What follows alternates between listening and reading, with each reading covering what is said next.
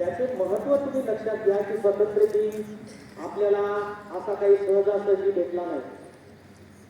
150-200 वर्ष गुलामगिरी केली आपण इंग्रजांची.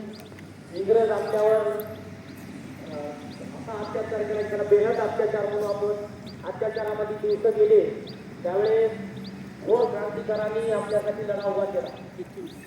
भगतसिंग असो की महात्मा गांधी असो, अहिंसा असो की हिंसा असो, दोन्ही माध्यमातून आपल्याला हा स्वर्गीय दिवस बघायला मिळाला की भारताला इंग्रजाच्या गुलामगिरीतून स्वातंत्र्य मिळालं. आणि त्या स्वातंत्र्याचा आपण वैराचार म्हणून काही जण उपयोग करत आहेत. स्वातंत्र्य मिळालं म्हणजे आपल्याला त्याचा कोणताही गैरफायदा घ्यायचा नसतो. जसं शाळेच्या बाबतीत तुम्हाला सांगतो मी, तुम्हाला स्वातंत्र्य मिळालं, कोणतं स्वातंत्र्य मिळालं तुम्हाला आत्ता स्वातंत्र्य दिलं बघा संचालक साहेबांना, माझ्या विनंतीला मानतो. विद्यार्थ्यांना वसतिगृहाचा हॉल देऊन टाकला, एवढा मोठा भव्य दिवस. त्याचं काम थोडंसं राहिलं होतं तरी आपण गडबड करून तो हॉल तुमच्या ताब्यात दिला. का दिला?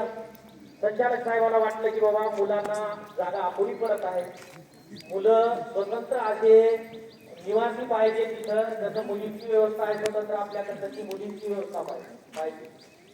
आणि त्यामुळे तुम्हाला तो दिला, तर त्याचा आपण गैरफायदा घ्यायचा नाही, त्याचा उपयोग आपण चांगला करायचा.